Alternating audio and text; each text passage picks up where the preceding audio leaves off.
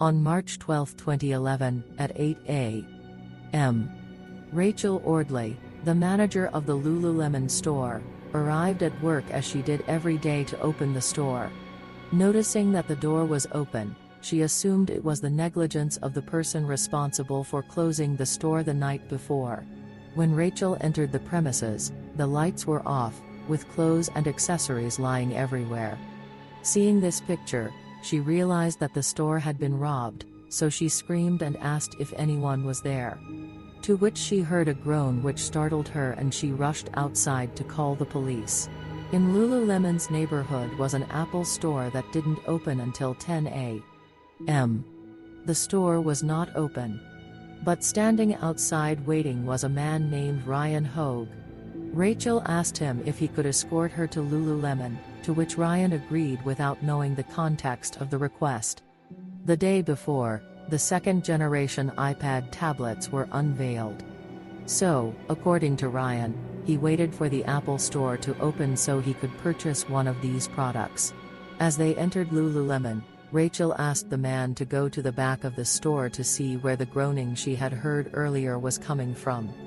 Ryan went into the back room, saw a body lying face down in a pool of blood, and yelled to the manager to call the police as there appeared to be a human corpse. As the man was leaving the back room, he noticed another woman there with her hands tied. She appeared to have lost consciousness, but it was apparent that she was breathing. Ryan told Rachel that there was a lifeless body lying there and another woman still alive, and that it looked like they had both been abused.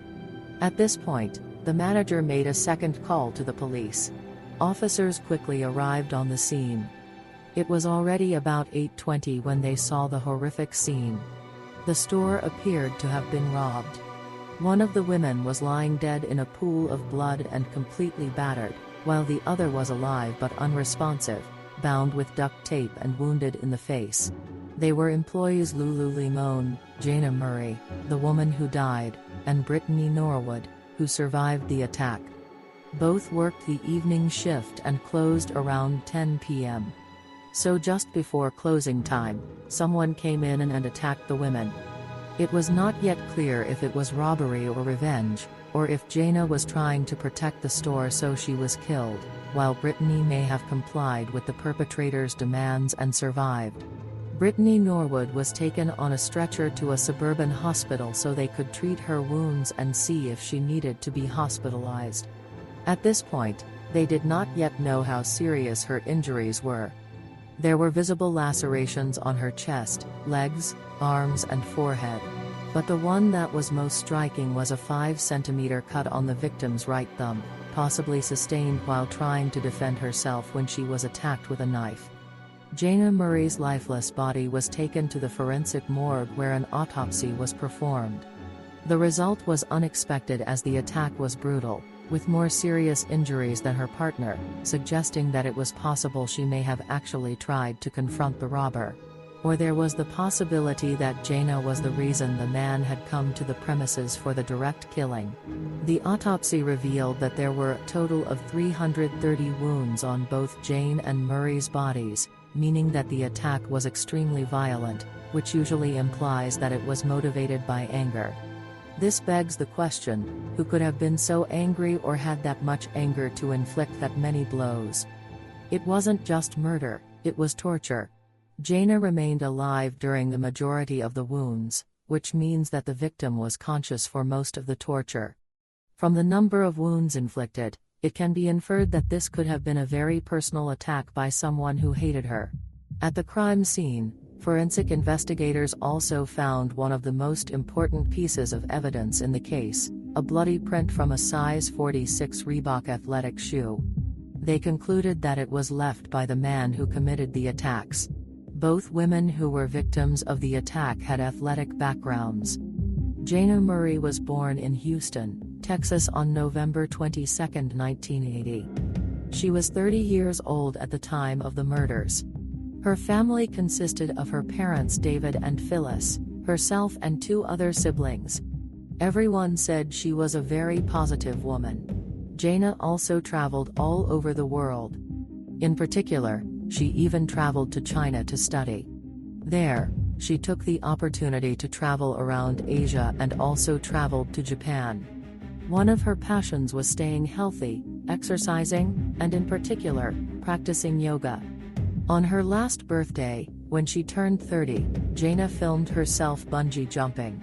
It also shows that she was an open and smiling woman. Her fanaticism for sports was evident from a very young age. Jaina was involved in all kinds of sports and dance. She studied ballet, jazz, tap, volleyball, and more. Some details of Jaina's life also include a passion for Mexican food. Moreover, on each of her birthdays, her family would head to her favorite Mexican restaurant to reminisce. And the truth is, everyone in her life only said good things about her. No one understood why Jaina was hurt, why she was killed. Investigators questioned everyone, even her boyfriend, the man she was going to marry. But no one had a motive. Apparently Jaina had no enemies, but someone secretly still hated her. After graduating from college, the girl went to live in Arlington, Virginia, to pursue higher education at Johns Hopkins University. It was during this time that Jaina went to Lululemon's store in that city to find a job, but the store told her that they were not looking for salesmen, but were hiring from the Montgomery County store in Bethesda, Maryland. The Maryland store was a half-hour drive away, but she didn't want to pass up the opportunity because she loved the brand.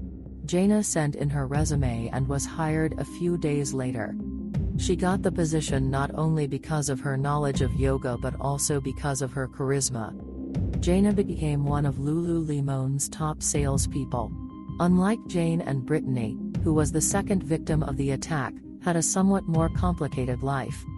Born into a poor family with 8 siblings, Brittany Norwood didn't have much reason to smile. In her own words, she and her family were constantly plagued by racism.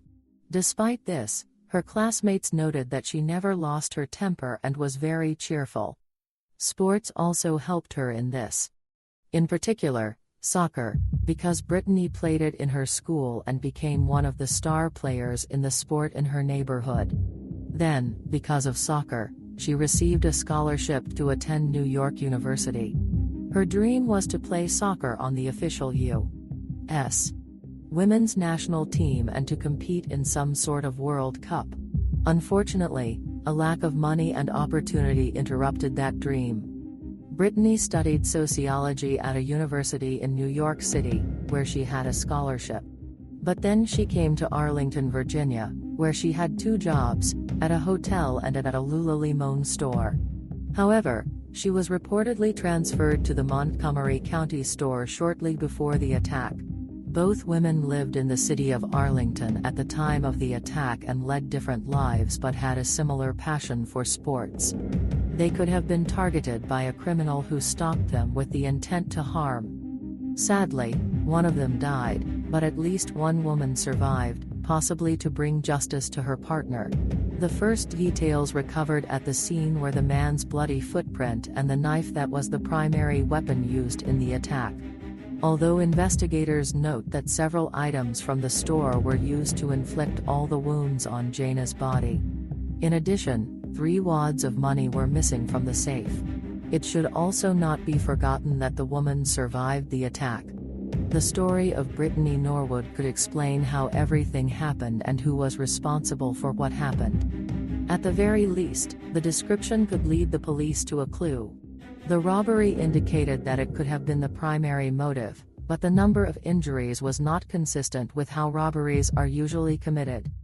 In most cases, robbers do not intend to kill unless faced with the need to do so when they may be discovered or the person is unwilling to comply. Also, these murders are usually quick, usually involving firearms. However, the attack on Jaina was carried out with a knife and the man took time to torture her. On March 12 at 2:35 p.m., Brittany Norwood was first interviewed at Suburban Hospital. She said that the attack was not carried out by one person, but that 2 masked men entered the premises. One of them took care of Jaina and the other attacked her. In her version, she was abused with a hanger. Brittany was unable to elaborate further on what happened because she was under sedation. Officers agreed to interview her again in the coming days if she recalled anything else. That same day, investigators interviewed employees at the neighboring Apple store, which was open until 11 p.m. Then, knowing that the attacks must have happened around that time, they asked if anyone had seen anything. That's when the first witness came forward who had only heard voices. This person said he heard two female voices. One of them was shouting, "Talk to me, don't do this, tell me what's going on," and another female voice was saying, "Oh my God, help me, please help me." Then all he could hear was screams and moans, and when things quieted down, the man noted that he heard the sound of someone dragging something. Despite this, the witness, an Apple employee, surprisingly did not call the police. He simply reported the matter to a security guard who went to check out the Lululemon store. He looked out the window and noted that there was nothing strange and returned to the store. This employee also said that he later reported this fact to the manager of the Apple store and that he left work around 11 p.m., at which time there was no more noise. Detectives on the case went to Brittany Norwood's home to see if she remembered anything else about the incident. When they entered the home, the woman, still in some pain, invited them to the bones to talk. There she was asked if she remembered anything else from the past 2 days to try to identify the two men she mentioned. Brittany then tried to explain how the events had transpired. She said that when the two men entered the room, one of them headed straight for her and the other grabbed Jaina. Brittany described her attackers as white males wearing ski masks and determined from their voices that they were anywhere from 25 to 27 years old. She noted that her attacker was approximately 165 centimeters tall and Jaina's attacker was slightly taller, approximately 180 centimeters. They were dressed in black and wore gloves. Brittany also said that after her partner was killed, her attacker went to rob a store and the other began to abuse her. When it came time to talk about Jane's murder and abuse, she started crying. Clearly, Brittany had been through something traumatic. But investigators needed to get as much information as possible since she was the only survivor and the only eyewitness at the scene. Brittany also noted that the man told her, "Your name is Brittany and you live on so-and-so street," which scared her even more. But she also told investigators that she believes that during the robbery, the criminals probably saw two bills in her wallet, for internet and gasoline, that had her name and address on them, which she said were stolen. Another detail that Britt didn't mention is that her attacker, while taunting her, started insulting her and even made racist remarks. And after the taunting, the man pushed her onto Jaina's body, which by then was lifeless. Detectives asked Brittany if her family was supportive, to which she said yes, that she had had conversations with her family about moving back to Seattle to be safe. But she mentioned that she had recently started a new job at B-Test and was looking forward to starting work once she recovered from her injuries. Because the assailants knew Brittany's address, detectives gave her a direct contact in case any of them showed up at her home. But in analyzing the evidence, detectives discovered something new. Something that didn't make sense. Among that evidence was a medical report that caught their attention. It stated that Brittany Norwood had not been abused. It also described the injuries found on her body. Some on her arms and some on her legs. But most notable were a cut on her forehead, scratches on her back, and a 5-centimeter cut on her right thumb. Compared to the wounds that had been inflicted on Jaina, what they had done to Brittany was almost nothing. But why would she lie about the abuse? On the other hand, another witness came forward. Brittany and Jaina's boss recalled the situation that happened the night of the attack. She said that around 10 p.m.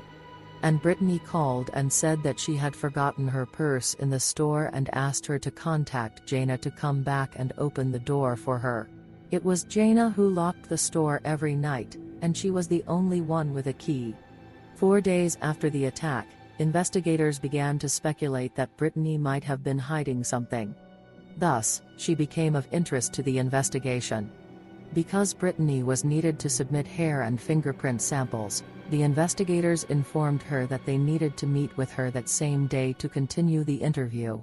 They never told her that she was a person of interest to the investigation.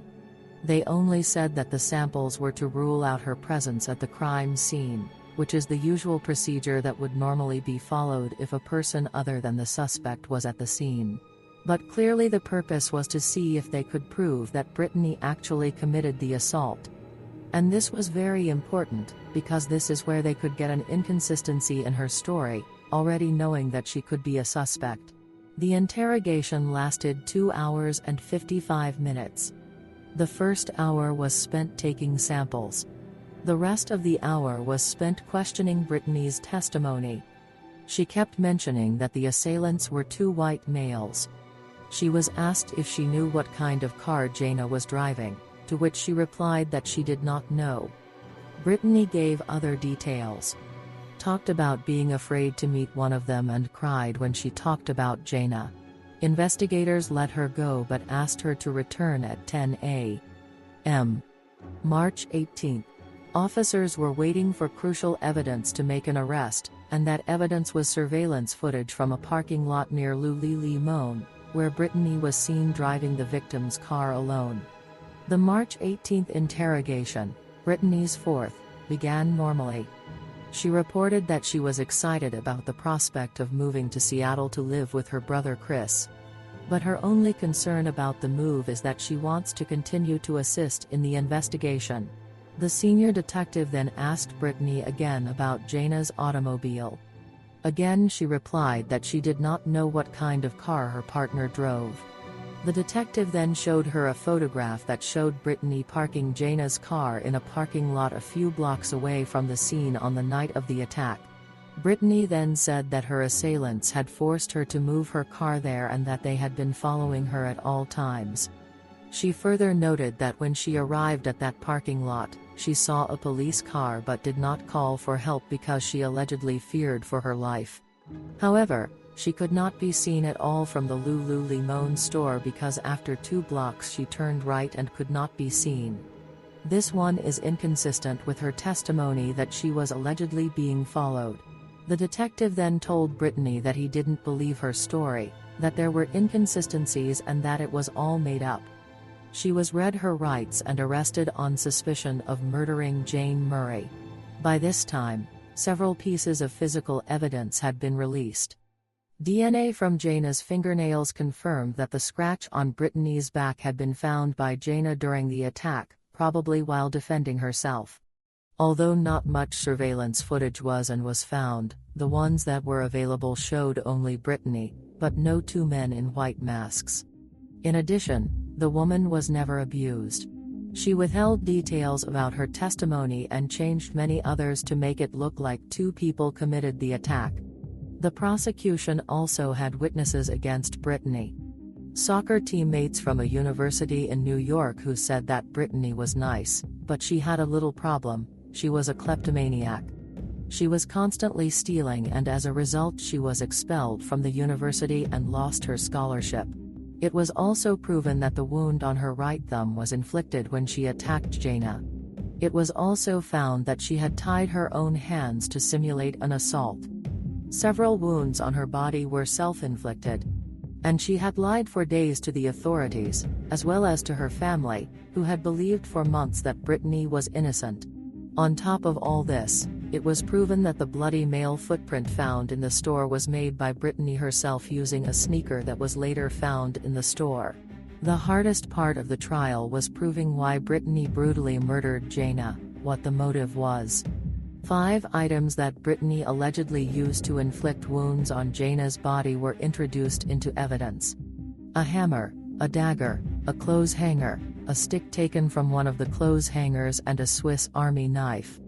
It was proven that the motive was not to steal money, as the money missing from the safe was found hidden in the same room. In October, the trial began. The amount of evidence was so great that Brittany Norwood pleaded guilty to the crime of self-defense and claimed that the attack occurred after Jaina said mean things to her and attacked her first.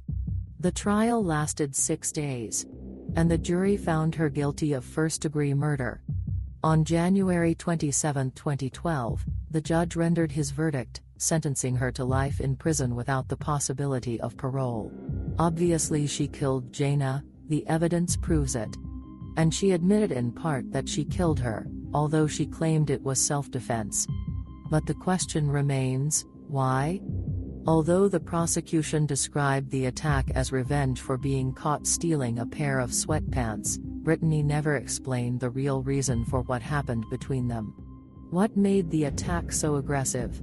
Many believe the true motive was envy. Brittany was jealous of Jaina's life. And that perhaps the murder was not because of petty theft, but because Brittany wanted Jaina's life, something she could never have due to her poverty. What are your thoughts on this story?